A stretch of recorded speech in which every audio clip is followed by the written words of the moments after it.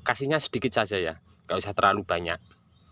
Nah, ini satu ember tanggung, cuman saya kasih sekian. Kita campur satu.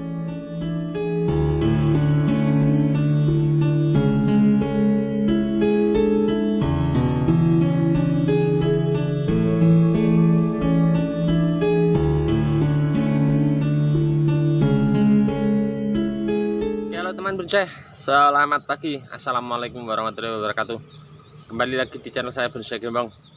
Kali ini cuaca sangat cerah sekali ya. Pagi hari matahari mulai terangkat naik ke atas, dan semalam lumayan hujannya terlalu becek banget. Kembali lagi di kebun ya, kita belajar bersama, sharing. Untuk teman-teman hati-hati ya. Untuk saya mau sedikit berbagi untuk jenis beringin ficus ya. Untuk musim penghujan tentunya khususnya untuk ficus ya. Kalau untuk bahan bonsai yang lain aman ya. Untuk waru terus lohansung ataupun saung simbur sangat tidak berpengaruh terhadap kekurangan panas.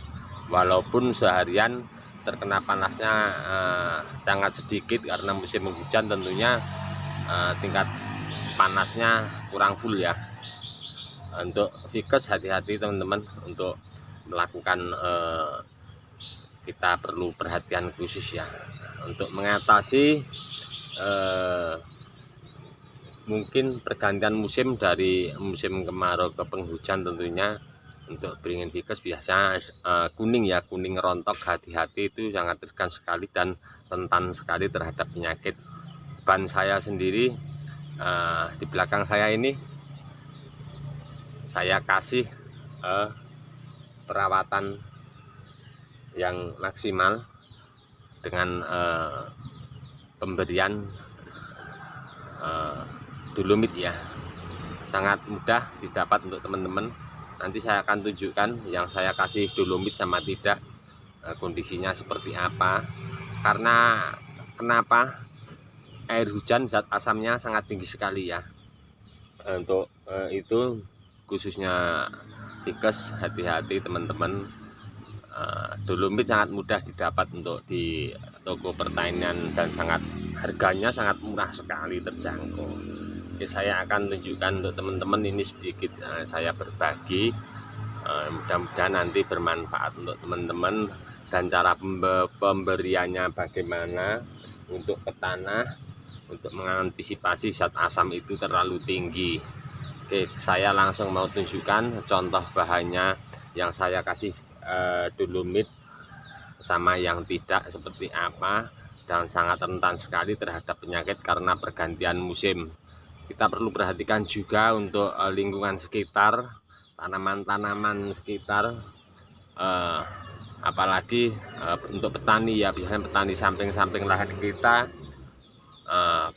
pas saat habis pemanenan, terus pas tingkat kesuburannya padi ataupun kedelai ataupun tumbuh-tumbuhan yang lain meningkat, di saat pemanenan mungkin hama-hama penyakit banyak sekali yang lari ke tanaman kita. Tentunya tanaman kita kan tanaman keras ya, jadi jangkanya jangka panjang. Kalau untuk tanaman tani seperti kedelai terus padi, itu kan tanaman musim ya, 6 bulan sekali panen. Jadi sangat rentan sekali pas pemanenan. Biasanya penyakit-penyakit belalang, ulat ataupun kutu-kutu yang lain, hama penyakit yang terbang mungkin akan pindah ke tanaman kita. Kita harus antisipasi dengan penyemprotan Starban, pengaplikasiannya sama saya pakai Sunlight biasa. Saya semprot 1 bulan sekali.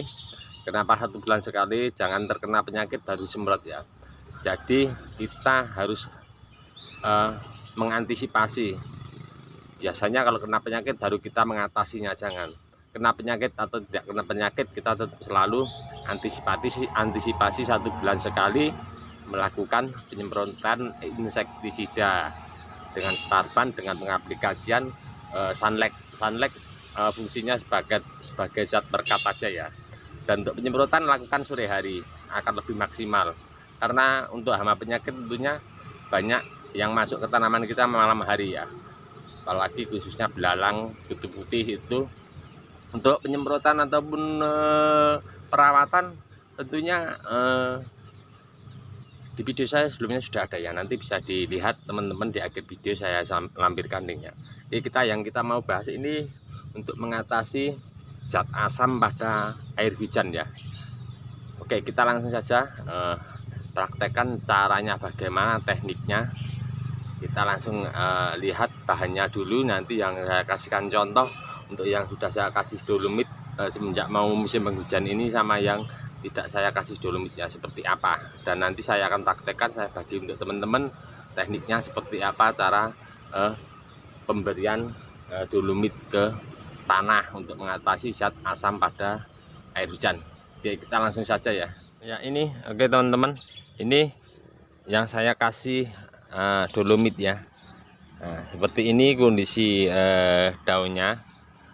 Kalaupun toh kena penyakit pasti tetap ada ya, seperti ini.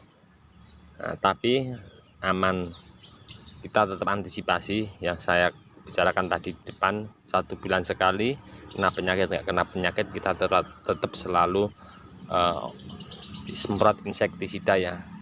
Nah, ini yang saya kasih dolomit untuk mengantisipasi zat asam, karena zat asam bisa mengakibatkan kuning daun seperti ini. Tidak terkena penyakit, tapi hati-hati, ini kalau kuningnya nyampe rata full seluruh daun, mungkin bisa mengakibatkan kematian pada bahan ini. Oke, saya akan tunjukkan yang saya tidak kasih dolomit ya, karena saya ini praktek, kita belajar botani ya, sama-sama belajar ya. Saya belajar ini juga dari teman, dan saya langsung berbagi untuk teman-teman semua. Oke, saya mau tunjukkan untuk satu bahan lagi ya, yang ini ya teman-teman. Ini tidak kena penyakit ya sebenarnya, tidak kena kutu putih ya, kena pun sedikit. Tapi saya untuk pemberian dolomit ini saya tidak kasih ya. Kita lihat ya dari jauh ya, kuning daunnya banyak ya. Nah, seperti ini. Oke, saya akan langsung berbagi untuk teman-teman cara pengaplikasian dolomit ke media tanam tanah ya. Seperti apa? Kalau biasanya untuk kalau musim penghujan ini, pas kita pencampuran media dengan sekam dan pasir kemudian sama pupuk kandang, biasanya langsung dicampur ke media baru kita pakai buat nanam. Ini kalau pas musim penghujan ya, untuk mencegah zat asam pada air hujan. Toh kalaupun mau dipakai untuk ke tanaman yang lain, tentunya lebih bagus lagi, enggak apa-apa. Tapi ini khusus untuk vikes ya, beringin kimeng entah vikes jenis apapun itu, sangat rentan sekali, tidak tahan untuk zat asam. Dan satu lagi ya untuk teman-teman ya, mungkin untuk di wilayah teman-teman musim penghujannya full, kurang panas. Biasanya kalau musim penghujan panasnya kurang ya, mungkin tidak terjadi mengalami seperti ini ya, kuning daun. Mungkin di daerah teman-teman mungkin kandungan tanah di seputaran lingkungan teman-teman mungkin bebatuan, ataupun banyak lingkungan di sebelah-sebelah ada gunung-gunung batu. Nah, itu mungkin tidak terjadi kuning seperti ini ya, karena itu sudah membantu zat kapurnya, zat kapurnya itu sudah membantu menetralkan untuk zat asam pada air hujan di lahan teman-teman ya.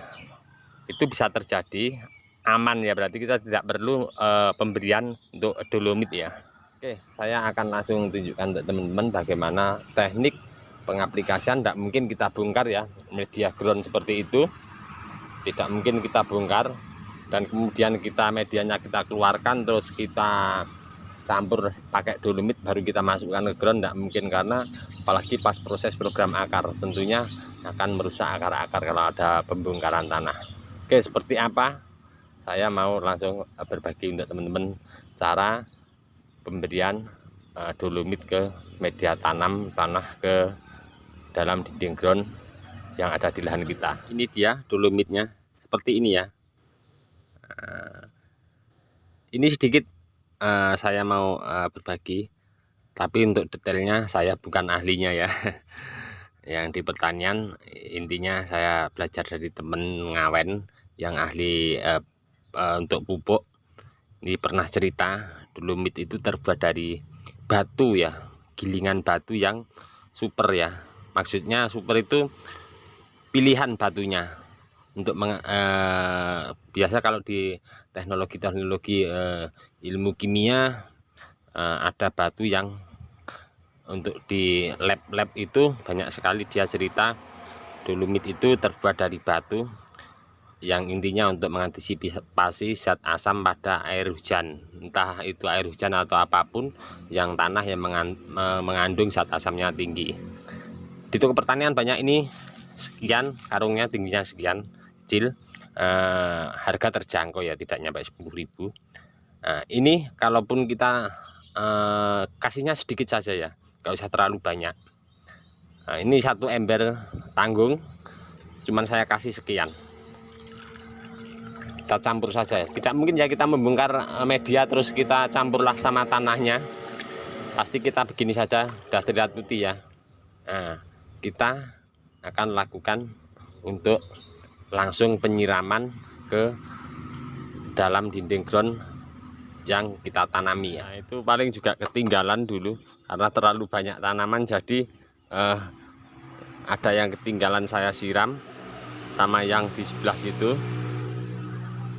Oke, saya praktek untuk yang bahan ini ya.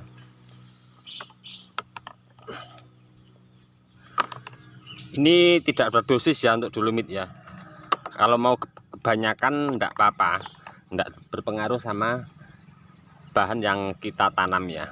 Tapi ya kita sedikit saja karena untuk mengantisipasi zat asam yang ada di dalam tanah ini tentunya perlu sedikit saja, enggak usah banyak-banyak, enggak usah terlalu banyak ya. Oke, sangat simpel sekali, cuman seperti ini.